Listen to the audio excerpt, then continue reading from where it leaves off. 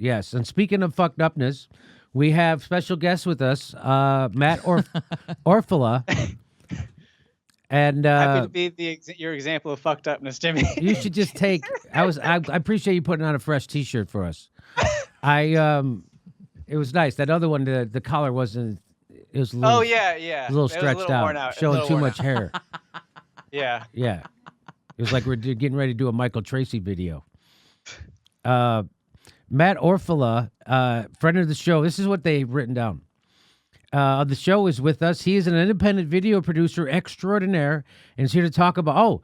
So Matt did this video that everyone was passing around. I'm sure you saw it, and it was perfect because it juxtaposed how the media portrays Bernie Sanders with what the reality is of Bernie Sanders. And I'll show you just a little bit of it here. Here's just a little bit of it. Here we go. Bernie is back, getting into the presidential race. Democrats like somebody new, and that is not going to be Bernie Sanders this time. It's really hard to imagine who the Bernie Sanders voter is at this point. Bernie Sanders, fall back. Please get away from us. Hey, Senator, great to see you. Thank you for doing this. He has a kind of gruff, curmudgeon-y side that is, of course, well known. He doesn't actually smile that much. It's almost like Bernie can't tell the difference between kids and adults. All right, I think you're dumb. I think you're dumb if you don't sit down and learn how to read and write. No, you were not born stupid. Come here. The only way I think you're dumb, I think when you think you're dumb. Because you're not. He also, I think you're disheveled. So there you go. That was that's a pretty good taste of it. That's a great video, and it got Sean King tweeted it out, and it got millions of hits. It's gotten hundreds of thousands of hits on YouTube, and so it made it. It got the attention of the Bernie Sanders campaign. Now you made great videos for them in 2016. Bernie had a bunch of 80-year-old guys who didn't know how to use a calculator running his campaign at that point, and they were unaware of the internet, to the point where the Bernie campaign didn't even have Bernie go on the Young Turks until the primary was already over. So now they're trying to correct that a little bit. And so when you made that, because you made ass-kicking videos in 2016, I played them on this show. People loved them. It would make people cry at live shows. And so I said if Bernie would have ran this as a campaign commercial, he would have been president, and which was the one you made in 2016. So now you're making more. You've kept making them, and they became aware of it. And so then they hired you. But then what happened was... some videos you made like 10 years ago when you were fresh out of college, right? And you were trying to be funny, came to light. And of course, they don't frame them properly, right? No. They don't ever frame. So here's what happens, right? So here's from the Washington Post. It said a viral video landed him a job on the Sanders campaign. His resignation highlights the pitfalls of the quest for digital dominance. So on Sunday, so they hired you so they saw that video. The Sanders campaign hired you, and according to the Washington Post, it says on Sunday he put the news on Twitter. Within hours, a 53-year-old Sanders critic in New York, Michelle Ferrer, dredged up old videos on his channel, which included offensive language and an altered and sexualized rendition of King's I Have a Dream speech. That evening, Orfala announced his resignation on Medium and said his decision to step back was made because he didn't want his past videos to distract from the real issues. Of the King video, he wrote, "When I was about 20 years old, I edited an MLK video to expose how easily media can completely misrepresent reality." So what Matt did was he took a Martin Luther King speech and did he made it what they call now a deep fake. So He spliced it together in an effort to show how people could disingenuously edit together a speech of anybody's to mislead you. So what Matt was actually trying to do was shine a light on misleading video editing tricks that people use, and he tried to insert some humor in it by using sexual language and putting it in that MLK video. Because at 23 or 24 years old, that's what a 24-year-old guy thinks is funny.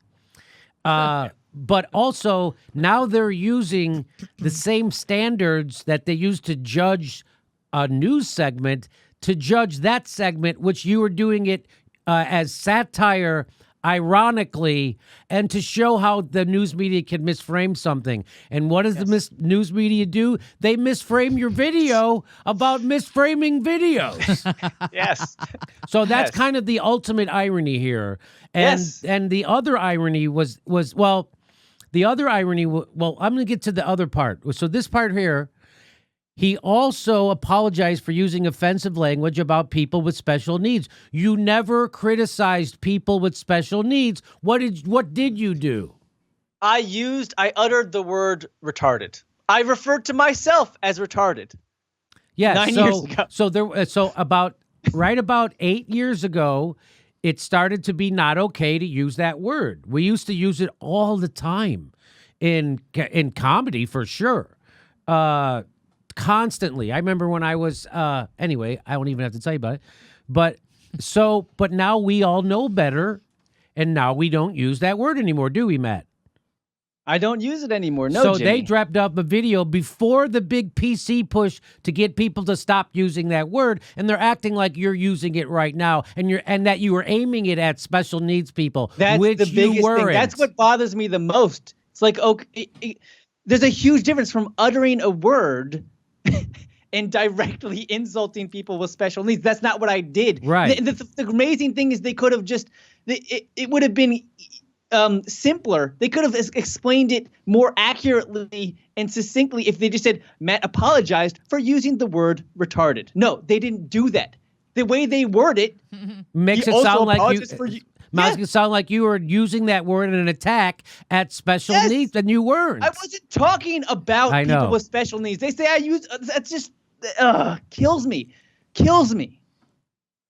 Yes. So now we've explained it. So that's good, right? I know. Yeah. So welcome to public life, Matt. This is what happens. I was put in an article on CNN right next to pedophiles and Nazis. So at least they didn't do that to you. Yeah. And by the way, it all worked out. They just say I hate people with special needs. That's all. So now here's another irony. I want to show the other irony that when they did that and misframed things, this created a dust up, and the Bernie campaign decided to let you go. Right. So Faz Shakur, who's the campaign manager, in a campaign statement said all initial job offers are contingent on the completion of a final review of a person's record. That vetting process had not yet been completed. So he distanced himself from you and did the blah, blah, blah. So, but here's the irony here. Again, you did a video exposing how the media misframes the actual character of Bernie Sanders. And it was so popular, millions of people saw it, that they wanted to hire you. The media then misframes the videos that you've done in the past to slander your character, and Bernie Sanders doesn't stand up for you. That's kind of ironic. Yeah. Yeah, it's kind of it is. Yeah. I mean, there's so many ways that the media misframed this. First starting with a notoriously known liar Twitter troll that started this shit, and then the Post continues it. They also misframe it. Yes. On so many levels. Well, one, how about so there's so much context missing.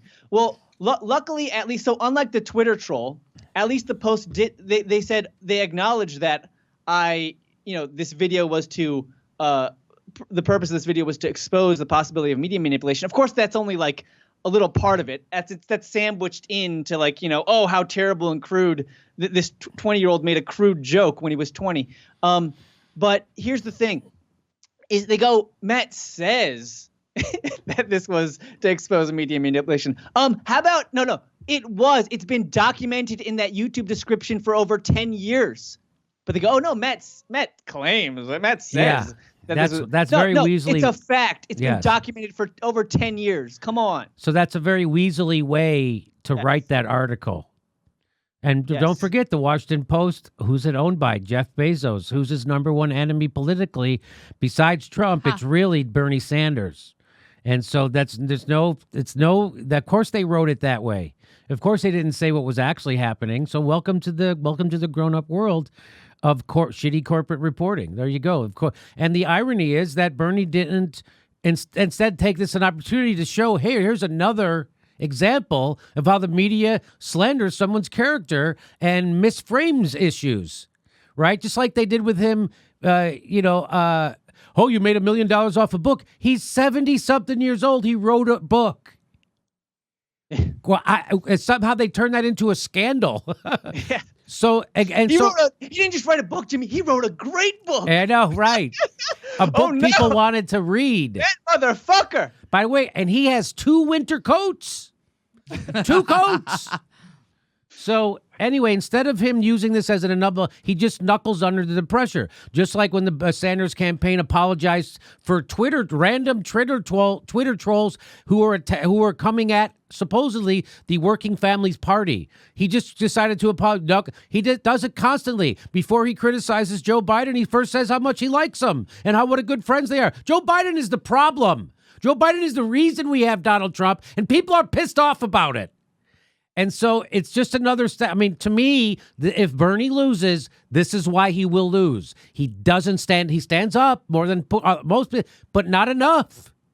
Do you think Trump would have fired somebody over something like this who made awesome videos for them? Yeah. No. But Bernie does because he's got 1 foot in the establishment and 1 foot out. And he's playing this game. And I hope I'm wrong and they're right. And it works. But I've been saying this for a while now. This is a shit strategy. He's got bad strategists.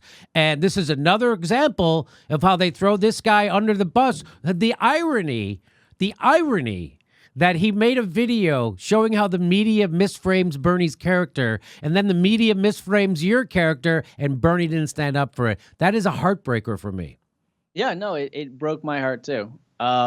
They were, trying to throw them a little bit of a bone. They were under a lot of pressure from the media. But here's the thing. It's like, so I get a call from the campaign. They're like, we need a response. I'm like, okay, yeah, I at that moment, I had just been calmly responding to this obviously wrong, lying Twitter troll, completely misrepresenting me. So I'm just calmly responding.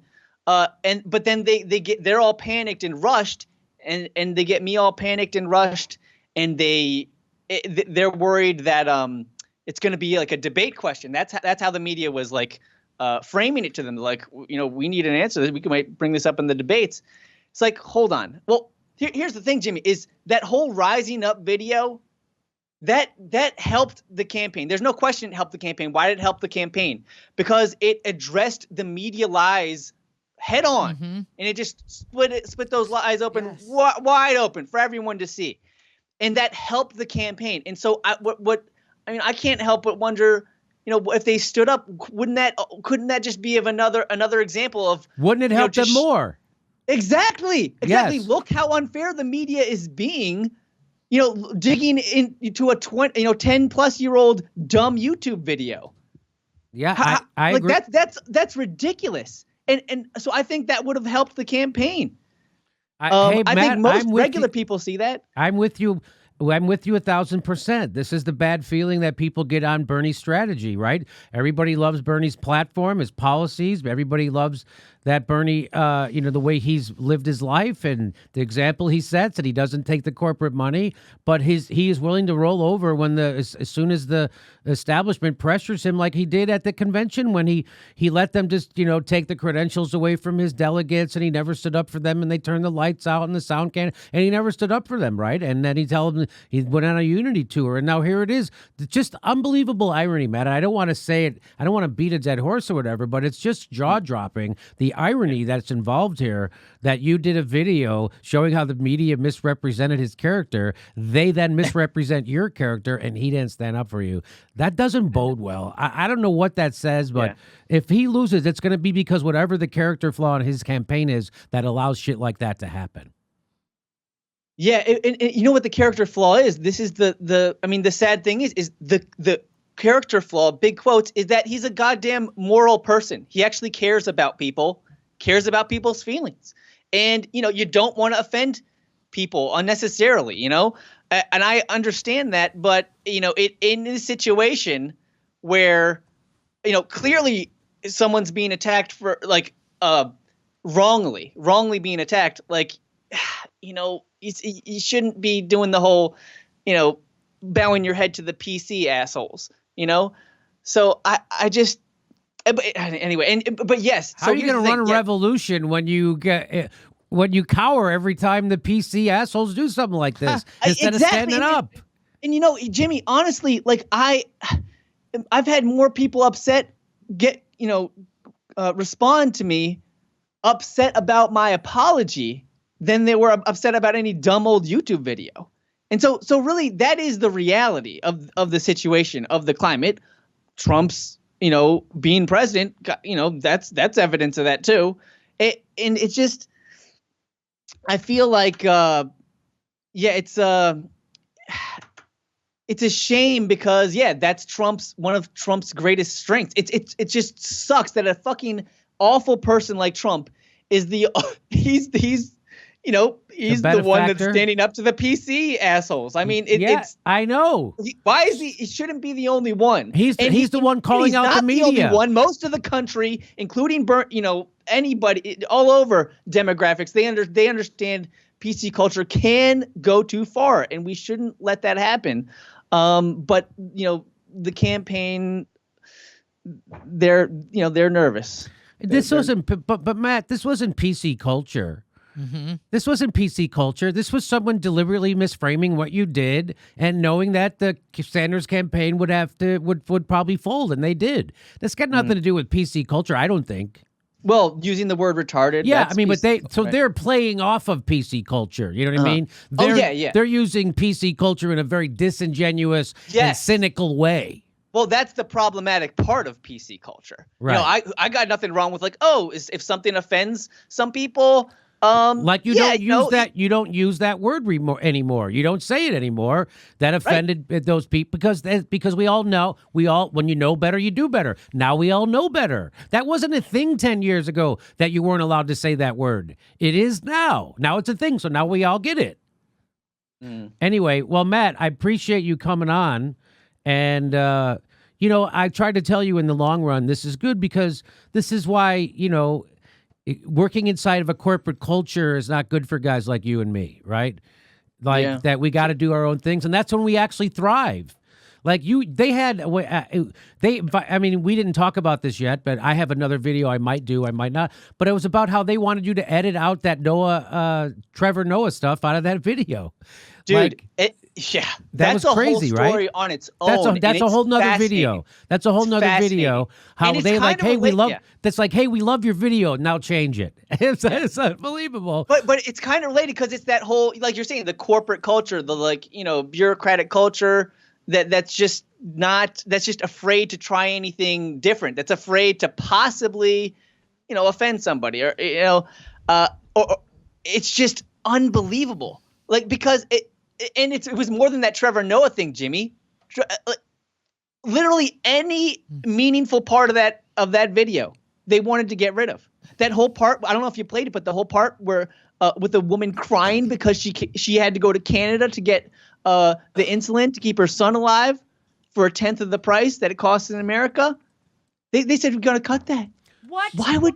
Why? So again, this is what I'm saying. People get mad at me when I point out that, while Bernie being a great candidate and having great platforms, and we like Bernie, that he's not good at picking strategists. The people around him they make people like you have that face right now. Like, what the fuck?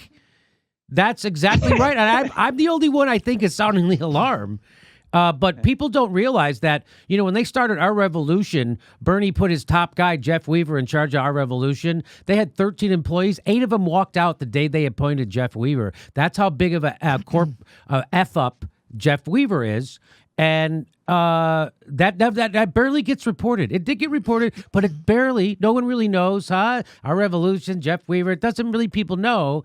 And so there's often splits inside campaigns. And, I'm trying to, it's, in a sense, like I'm trying to use this unfortunate thing that happened to you to raise people's awareness that Bernie has horrible strategists, and he has a horrible strategy. It's not working. This idea that you can play footsies with the establishment that you're trying to overthrow. Does he realize that if he actually gets elected, that he is an existential threat to people like Joe Biden and the people who fund him? You really are an existential threat. So quit telling everybody how fucking good buddies you are with them. That is such a ridiculous strategy. People are pissed off and hurting. That's why 100 million people didn't vote last time, because nobody was offering them a solution. Offer them a solution and say, I'm going to overturn the corruption of guys like Joe Biden. Joe Biden is why you have Trump. Bernie's never going to do this, which is why he rolls over for people like you instead of standing up for people like you, which is why he didn't stand up for his delegates.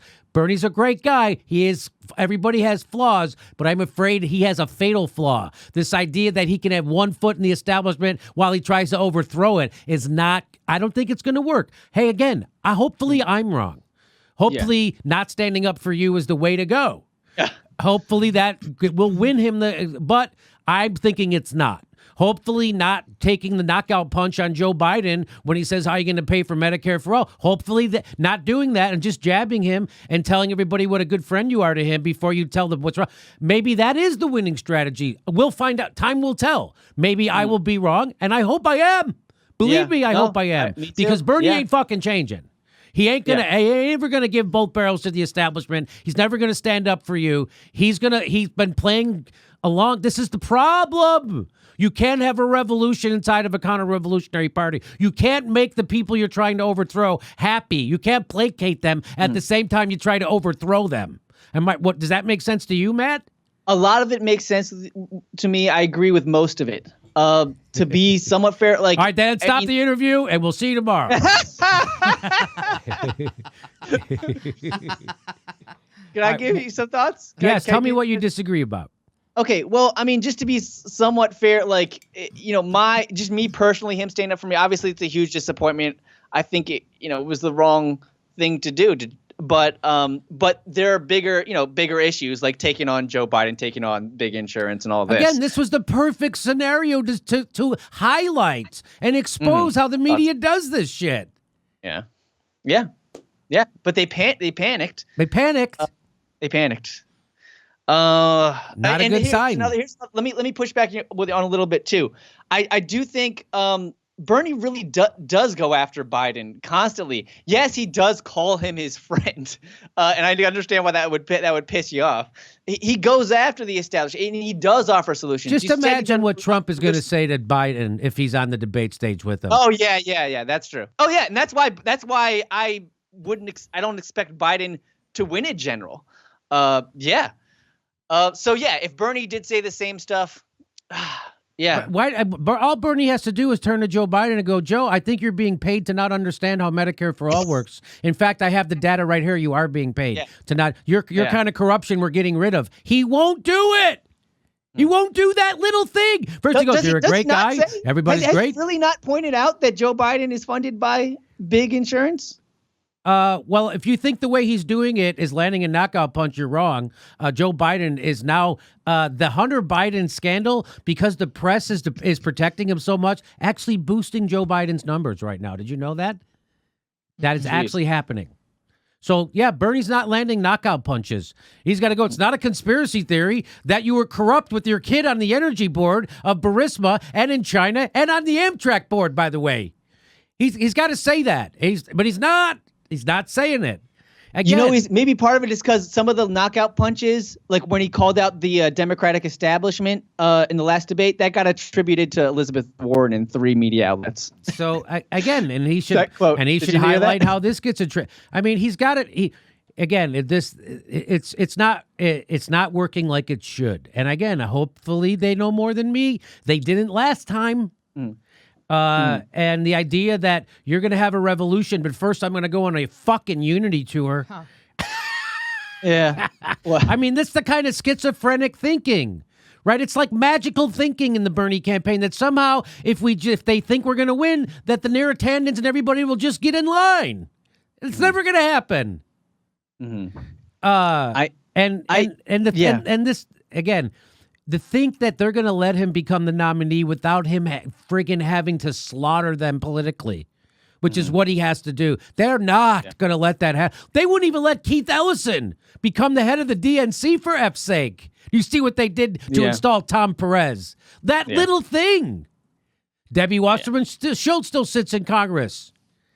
Anyway, it's what kills me is I agree with you so much. The only way the only issue I would take is that in the same way that it's you see how nuts it is to call Bernie Sanders a sexist when there's actually real sexists.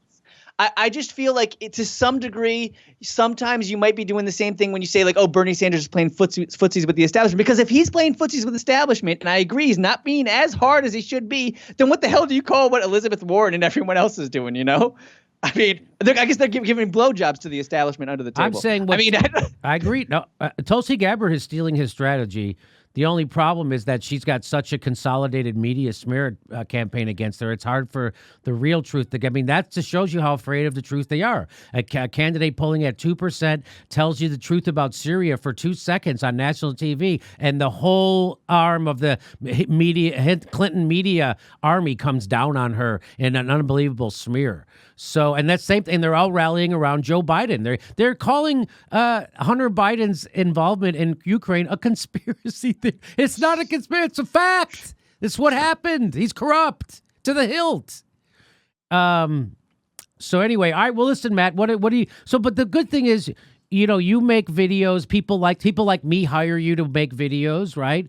And so people know of your talent now, and so you're going to be busier than ever, and you don't have to work for a corporation, buddy. This is the kind of bullshit you have to go through, and then you have to have bad feelings because your boss didn't stand up for you. So you're better off. You're a real artist, and you do great work. Everybody should check out his channel.